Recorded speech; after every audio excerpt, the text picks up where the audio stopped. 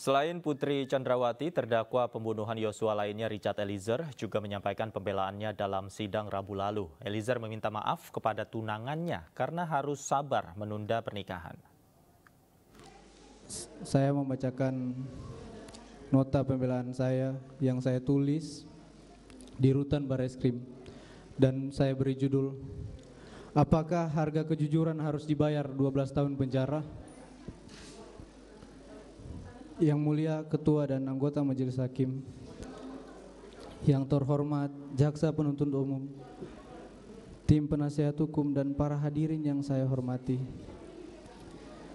Puji syukur kehadirat Tuhan yang Maha Esa, sehingga pada saat ini saya masih diberikan kesempatan untuk mengikuti jalannya persidangan ini dalam keadaan baik dan sehat. Perkenankan saya menyampaikan terima kasih kepada Yang Mulia Ketua dan anggota Majelis Hakim yang telah memberikan kesempatan kepada saya untuk menyampaikan pembelaan pribadi saya selaku terdakwa dalam perkara yang telah disidangkan pada Pengadilan Negeri Jakarta Selatan ini. Majelis Hakim yang saya muliakan, pertama-tama saya ingin menyampaikan permohonan maaf sekali lagi yang sebesar-besarnya serta pengampunan terutama kepada keluarga dari almarhum Bang Yos. Tidak ada kata-kata lain yang dapat saya sampaikan selain permohonan maaf dan penyesalan yang mendalam atas apa yang telah terjadi kepada almarhum Bang Yos dan keluarga Bang Yos. Juga kepada kedua orang tua saya dan keluarga saya. Mohon maaf Mama, Papa, maafkan saya atas peristiwa yang terjadi ini, sehingga membuat Mama dan Papa serta keluarga bersedih dan kelelahan. Maafkan kalau karena kejujuran saya ini sudah membuat Mama sedih harus melihat saya di sini.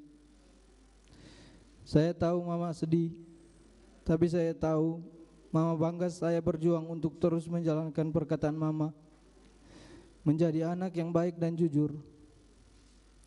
Saya berterima kasih Mama, selalu ada mendukung saya di sini. Pak, maafkan saya Pak, karena akibat peristiwa ini Papa harus kehilangan pekerjaan. Terima kasih untuk Mama dan Papa karena telah mengajarkan nilai-nilai kebaikan, kejujuran, dan kerja keras dalam hidup saya dan kakak saya sejak kami kecil.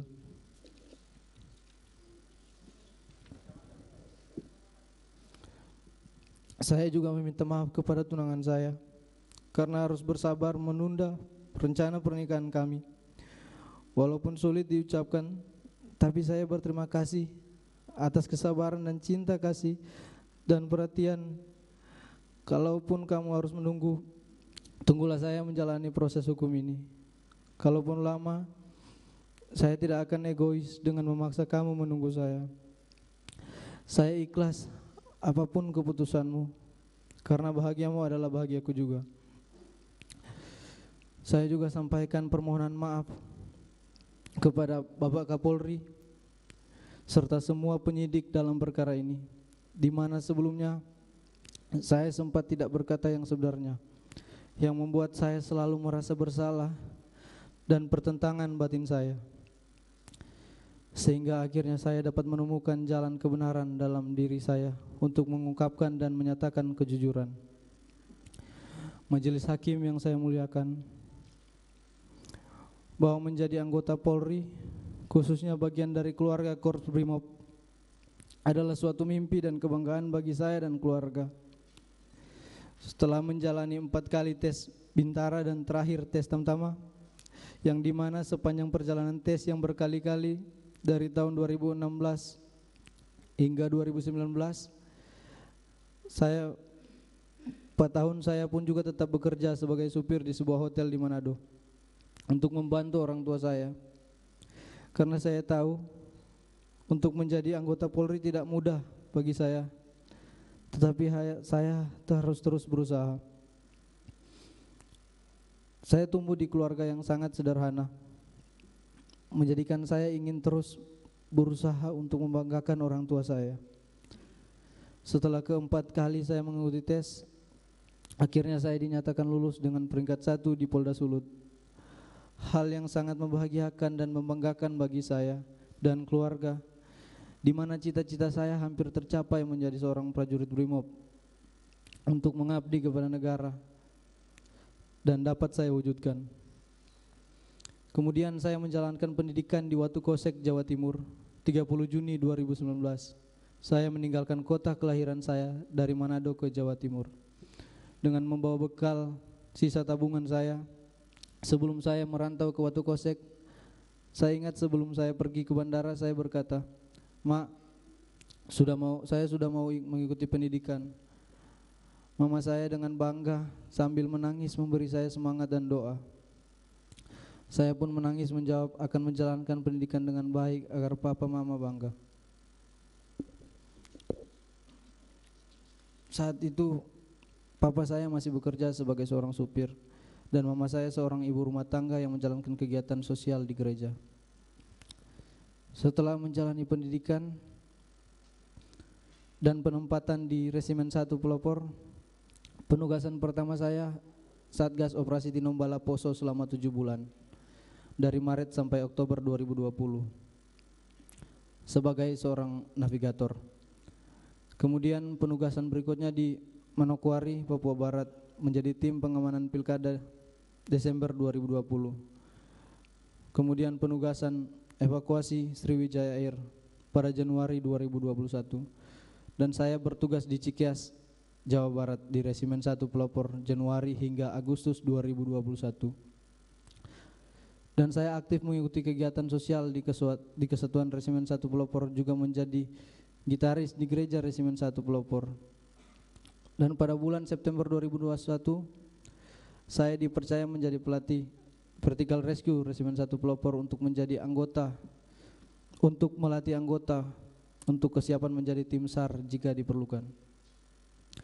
September hingga November 2021 dan pada tanggal 30 November 2021 saya dipanggil ke Makobrimob dan terpilih menjadi driver Pak Ferdi Sambo yang saat itu menjabat sebagai Kadif Propam.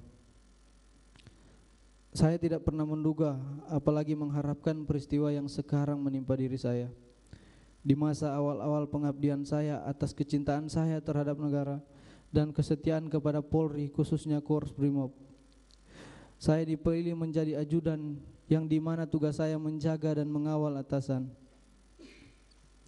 Di usia saya ini tidak pernah terpikirkan ternyata oleh atasan saya, di mana saya bekerja memberikan pengabdian kepada seorang jenderal berpangkat bintang 2 yang sangat saya percaya dan saya hormati, di mana saya yang hanya seorang prajurit rendah berpangkat barada yang harus mematuhi perkataan dan perintahnya.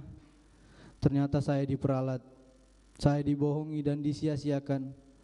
Bahkan kejujuran yang saya sampaikan tidak dihargai, malahan saya dimusuhi. Begitu hancurnya perasaan saya dan goyahnya mental saya. Sangat tidak menyangka akan mengalami peristiwa menyakitkan seperti ini dalam hidup saya. Namun saya berusaha tegar.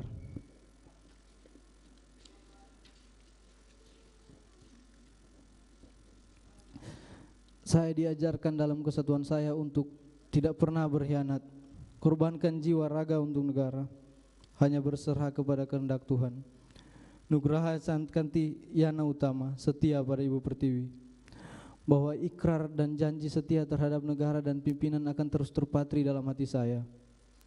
Atas apa yang telah terjadi pada diri saya saat ini menjadi suatu pembelajaran sangat penting dalam kehidupan saya, dalam pendewasaan diri. Kiranya Tuhan menolong saya. Izinkan saya mengutip suatu ayat Alkitab yang orang tua saya selalu ingatkan kepada saya saat kami sedang sedih dan lemah, yang menjadi kekuatan saya. Mazmur 34 ayat 19. Sebab Tuhan dekat dengan orang yang patah hatinya dan Ia menyelamatkan orang-orang yang remuk jiwanya. Saya yakin kesetiaan ini akan bernilai di mata Tuhan. Sebagai seorang prajurit Brimob yang latar belakangnya adalah paramiliter, Saya dididik untuk taat dan patuh serta tidak mempertanyakan perintah atasan saya. Apabila ada yang mengganggu ketaatan dan kepatuhan saya, apabila ada yang menganggap ketaatan dan kepatuhan saya membabi buta, maka pada malam hari ini saya menyerahkan kepada kebijaksanaan majelis hakim. Pada akhirnya, perkenankan saya mengucapkan banyak terima kasih, khususnya kepada Bapak Presiden Joko Widodo, Bapak Menko Polhukam, Pak Mahfud MD, pimpinan Polri yaitu Bapak Kapolri Jenderal Listio Sigit, Bapak Wakapolri Komisaris Jenderal Gatot Edi Pramono, Bapak Kabareskrim Komisaris Jenderal Agus Adrianto, dan Bapak Komandan Korps Brimob Polri Komisaris Jenderal Anang Revandoko yang juga telah saya anggap seperti orang tua saya sendiri. Kepada para komandan, rekan-rekan dan senior yang tidak bisa saya sebutkan